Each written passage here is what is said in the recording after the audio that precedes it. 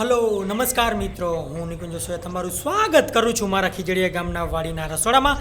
મિત્રો, આજે આપણે બનાવવા જઈએ ખૂબ જ ટેસ્ટી અને એકદમ અલગ સ્વાદમાં દમ આલુ અને સાથે આપણે બનાવીશું પરોઠા કે જે તમે કોઈ દિવસ નહીં ખાધા હોય, કદાચ ખાધા હશો. નોર્થ ઇન્ડિયા સાઈડ મળે છે અમુક જગ્યાએ. તો સૌ પ્રથમ આપણે શરૂઆત કરીશું આપણો ચૂલો પ્રગટાવીને, એટલે કે આપણો ચૂલો સળગાવીને, જેથી કરીને આપણે આપણા રસોઈની શરૂઆત કરી શકીએ.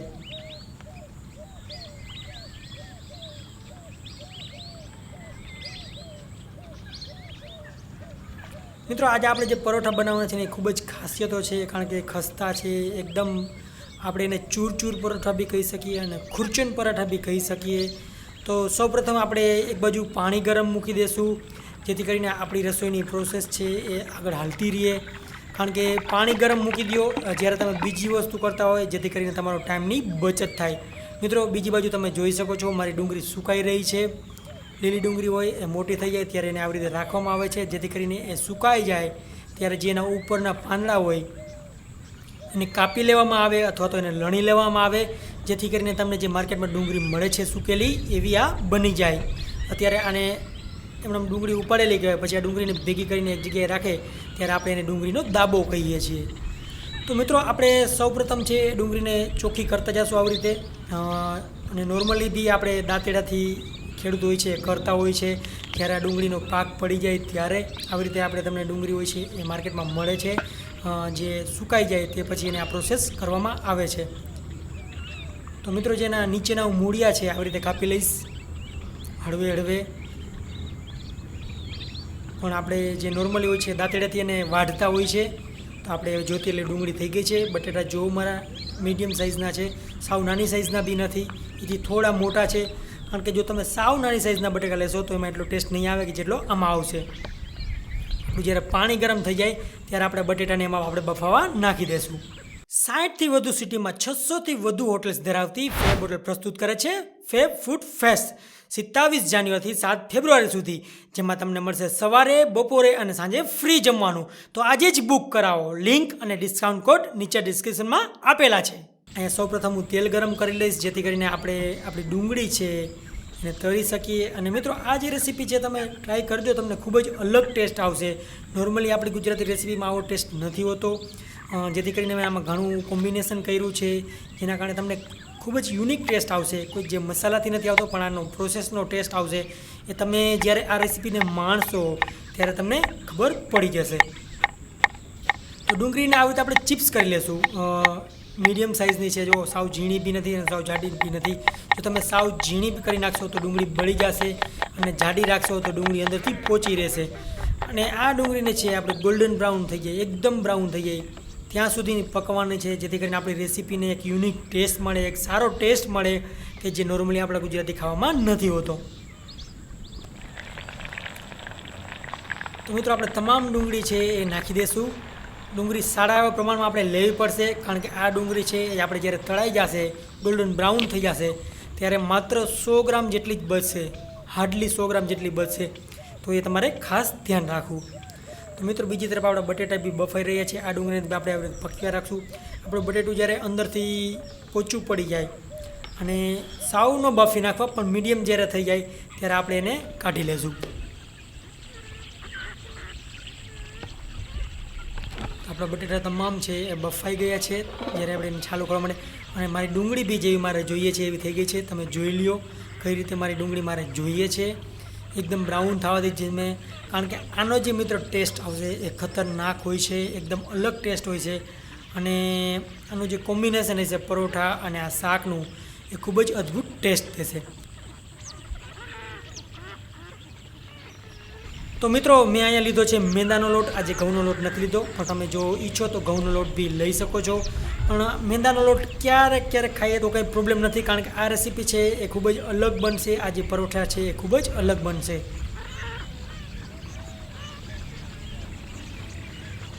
તો મિત્રો, એમાં મેં મોણ નાખી દીધો. આપણે સારી રીતે મિક્સ કરી લઈશું મીઠું અને મોણ નાખીને મેંદાના લોટમાં.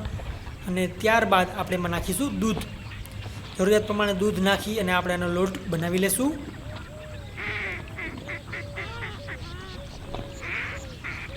દૂધથીને જ લોટ બાંધ્યો છે મિત્રો. મેં હજી પાણીનો ઇસ્તેમાલ નથી કર્યો આમાં, જો તમને યોગ્ય ન લાગતું હોય તો તમે પાણીનો ઉપયોગ બી કરી શકો છો. આમાં હું જરૂરિયાત પૂરતું થોડું પાણી નાખીશ, જેથી કરીને લોટ સાથે આવી જાય અને એક મુલાયમ સોફ્ટ એકદમ લોટ થઈ જાય કે જેવો મારે જોઈએ છે, જેથી આપણા પરોઠા છે એકદમ ખુરખુરા બને અને એકદમ ખસ્તા બને.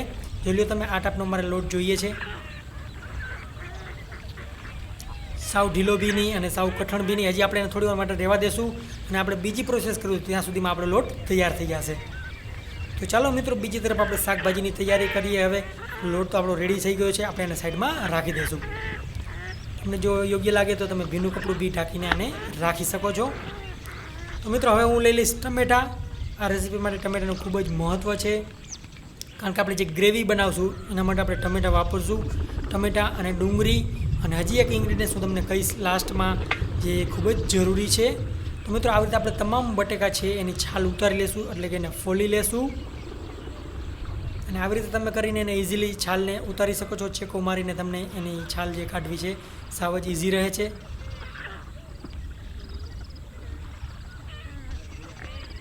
અથવા તો તમે નોર્મલી બી જેવી રીતે ઉતારતા હોય એવી રીતે બી ઉતારી શકો છો. અને બીજી બાજુ મિત્રો, મેં જે ટમેટાં છે મારા એ લઈ લીધા છે. મિક્સ ટમેટાં છે, દેશી છે, ઓલા છે, 2 ટમેટાં છે. તમારી પાસે જે હોય એ લઈ શકો છો, કોઈ જાજો ફરક આવશે નહીં. તો મિત્રો, ટમેટાને બી આપણે મીડિયમ સમારી લીધા છે. અને હવે હું ગરમ કરીશ થોડું તેલ આપણા વઘાર માટે. તેલ ગરમ થઈ જાય એટલે આપણે એમાં નાખીશું થોડું જીરું. જીરુંને થોડું શેકાવા દેશું અને આપણે નાખીશું તરત આપણા ટમેટાં. મિત્રો, આપણે ટમેટાં નાખી અને સારી રીતે મિક્સ કરી લઈશું, જેથી કરીને આપણી રેસીપી છે એમાં એક સારો એવો ટેસ્ટ આવે. આપણે નાખીશું મીઠું અને આની જ આપણે બેઝ ગ્રેવી બનાવવાના છીએ આજે. હવે હું નાખીશ થોડી હળદર, લાલ મરચું પાવડર. ફરી પાછું હું એને સારી રીતે મિક્સ કરી લઈશ, જેથી કરીને આપણી રેસીપીમાં એક સારો કલર બી આવી જાય, તીખાશ બી આવી જાય. જો કેવી ગ્રેવી થઈ ગઈ છે એકદમ મસ્ત પાકીને. જ્યારે એ થોડી પાકી જાય ત્યારે મિત્રો એમાં હું નાખીશ કિચન કિંગ મસાલા. કિચન કિંગ મસાલો હોય છે એ ગરમ મસાલા કરતાં થોડો માઇલ્ડ હોય છે, એટલા માટે હું એનો વધારે પ્રિફર અને ઉપયોગ કરું છું. આપણે આમાં નાખી દઉં તો આપણી ડુંગળી છે તળેલી એ. જો તમને એ પસંદ ન હોય તમે રેગ્યુલરલી ગરમ મસાલો બી વાપરી શકો છો, પણ હું આ પ્રિફર કરું છું. ગરમ મસાલો બી વાપરું છું. મારો મત એવો છે કે રેસીપી પ્રમાણે મસાલા હોવા જોઈએ, નહીં કે દરેક વસ્તુમાં આપણે ગરમ મસાલો જ વાપરીએ અથવા તો એક મસાલો કોન્સ્ટન્ટલી આપણે વાપર્યા કરીએ. તો મિત્રો, આપણી ગ્રેવી જ્યારે થોડી પાકી જાય ત્યારે આપણે એમાં નાખીશું આપણા જે બટેટા છે બાફેલા એ. આ બટેટા તમે બાફીને અને વધુ ટેસ્ટ લાવવા માટે થોડા તળી બી શકો છો. મેં ગ્રેવીમાં પાણી નાખી દીધું જરૂરિયાત પ્રમાણે, અને તે પછી હું આપણા બટેટા છે એમાં નાખી અને આને એકદમ પાકવા દઈશ, જેથી કરીને એ બધો સ્વાદ છે એ બટેટામાં ભળી જાય. હવે મિત્રો, આલુદમની આપણે જે આ સબ્જી છે એ દહીંવાળી સબ્જી બનાવવાના છે. તો આપણું જ્યારે શાક છે એ પાકી જાય એને ઉતારી લેવાનું. આવી રીતે જુઓ તમે, એકદમ ઘાટી ગ્રેવી થઈ જાય ત્યારે જોઈ લો કઈ રીતે મસ્તીનું એકદમ અત્યારથી ટેસ્ટી દેખાઈ રહ્યું છે. અને મિત્રો, અહીંયા હજી એક વસ્તુ હું કરીશ. જો તમારે આ કરવું હોય તો કરી શકો છો અને એવોઇડ બી કરી શકો છો, એ તમારા ઉપર છે. તો મિત્રો, આવી રીતે જ્યારે આપણા બટેટા છે એ ગ્રેવી સાથે પાકી જાય ત્યારે આપણે એમાં નાખીશું દહીં. જો તમારે દહીં ન નાખવું હોય તો અહીંયાથી તમે સ્ટોપ કરી શકો છો, પણ તમે દહીં નાખીને ટ્રાય કરો, એકવાર ટ્રાય કરો, ખૂબ જ મજા આવશે, એનો મને પાકો વિશ્વાસ છે. હવે આપણે એને સારી રીતે મિક્સ કરી લઈશું, જેથી તમામ વસ્તુઓ છે એકસાથે ભળી જાય. દહીં ઉપરથી નાખવાનો મતલબ એ જ કે એ જે તમામ ગ્રેવી છે એનો ટેસ્ટ જળવાઈ રહે, દહીં ફાટે નહીં, દહીંમાંથી પાણી છૂટું ન પડે, એ જ એનો મતલબ છે.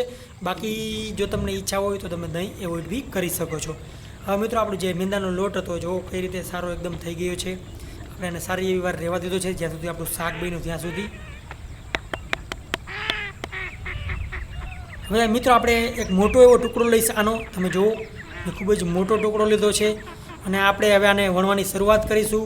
હું કઈ રીતે વણું છું અને કઈ રીતે આ પરોઠો આખું બનાવું છું, જોજો તમે બી આ રીતે બનાવજો, ખૂબ જ મજા આવશે, એ મને એની પાકી ખાતરી છે.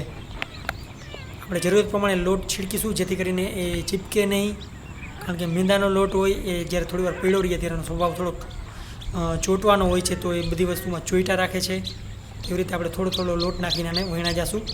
તમે જો આવી રીતે મેંદાના લોટને તાણી શકો છો, નકર તાણવો એટલો સહેલો હોતો નથી. મેં નાખ્યું ઉપરથી થોડું તેલ નાખીને આપણે એને બધી બાજુ ફેરવી દઈશું. ઉપરથી નાખીશું થોડો કોરો લોટ, એ બી મેંદાનો જ લોટ છે. આવી રીતે આપણે એને લગાડી દઈશું, જેથી કરીને એ અલગ રહે આપણે જે અત્યારે કરવા જઈ રહ્યા છીએ. તમે જુઓ કઈ રીતે વારી રહ્યો છું. એક બાજુ વારી દીધું, બીજી બાજુ બી હવે આપણે એને વારી દઈશું અને હવે પાછા આપણે વણવાની એને શરૂઆત કરીશું, જેથી મિત્રો આમાં પડ પડી ગયા અને આપણે જ્યારે હળવા તાપે પકાવીશું ત્યારે અંદરથી એ જે પડ છે એ તમામ પડ અલગ રહેશે, જેથી કરીને ઉપર અને નીચેનું પડ ખૂબ જ કડક થશે. અને જ્યારે આપણે એને બનાવશું હું તમને ખાસ વસ્તુ બતાડીશ, તે તમે ધ્યાન રાખજો. એના કારણે પરોઠું છે એક અલગ લેવલનું બની જશે. આપણું પરોઠું અત્યારે મોટી સાઇઝમાં રાખ્યું છે, તમે નાની સાઇઝમાં બી આને બનાવી શકો છો. અને મિત્રો એકદમ હળવા તાપે આપણે એને પકાવીશું, એ ખૂબ જ જરૂરી વસ્તુ છે, અગત્યની વસ્તુ છે. મેંદાને તમે હંમેશા હળવા તાપે પકવો. જો તમે ઉતાવળ કરશો તો મેંદો અંદરથી કાચો રહી જાય છે.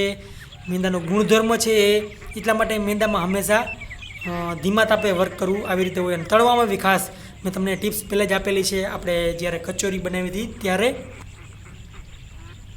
તો મિત્રો આવી રીતે હળવેળ હું એને પૈકવા રાખીશ. તમે જુઓ સાઈડ બદલીને, જેથી કરીને એ પાયકા રાખે સારી રીતે.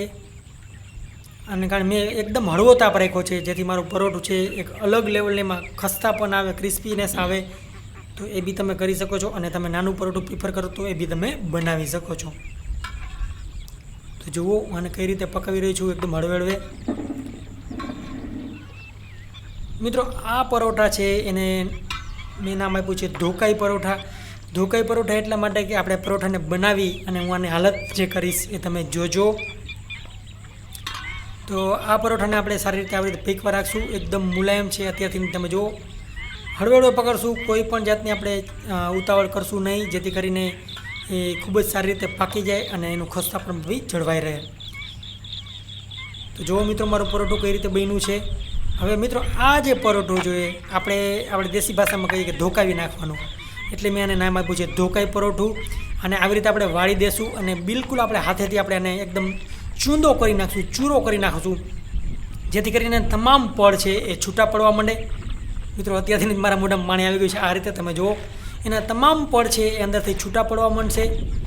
એટલે તમે એને ધોકાવી નાખવાનું એકદમ આ પરોઠાને. જુઓ આ રીતે. આમાં બીજો એક ફાયદો એ થશે કે જે મગજમાં ગુસ્સો હોય છે એ બી નીકળી જશે. આ તો ખાલી જોક્સ કરું છું, પણ આ રીતે આપણે પરોઠાને બનાવવાની પ્રોસેસ છે એ જાળવશું તો તમને એક અલગ પરોઠું ખાવા મળશે. હવે આપણે મિત્રો આને જો તમે મોટું પરોઠું બનાવો તો નાના ટુકડામાં વેચી દેવા, જેથી કરીને આપણે બીજા વ્યક્તિઓને બી આપી શકીએ.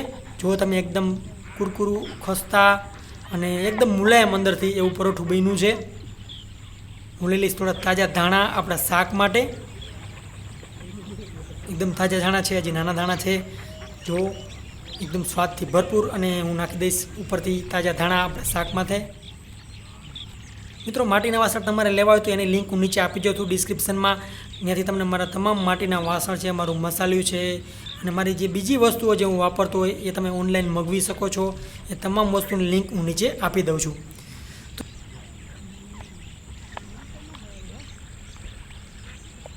તો ચાલો મિત્રો હવે આપણે શરૂઆત કરીએ આપણી થાળી સજાવવાની. આવી રીતે હું આપણું દમ આલુ છે એને રાખી દઈશ. દમ આલુ તમે આને કોઈ બી વસ્તુ કહી શકો છો. મારી સ્ટાઇલમાં બનેલું છે, અલગ છે. અને પરોઠા આપણે ધોકાઈ પરોઠા બનાવ્યા છે, જે તમને ખૂબ જ મજા આવશે એની મને પાકી ખાતરી છે. તો મિત્રો હું મારા ખાવાનો આનંદ માણું છું. હું આશા કરું છું કે આ રેસીપી તમને પસંદ આવી છે. પ્લીઝ મારા વિડીયોને શેર કરો, લાઇક કરો અને કોમેન્ટ કરો જો તમારે વધુ રેસીપી જોવી હોય તમારા પસંદની. તો ચાલો ફરી મળીશું. Bye bye, take care. ત્યાં સુધી માણતા રહો. આવજો. Thank you so much. Bye bye.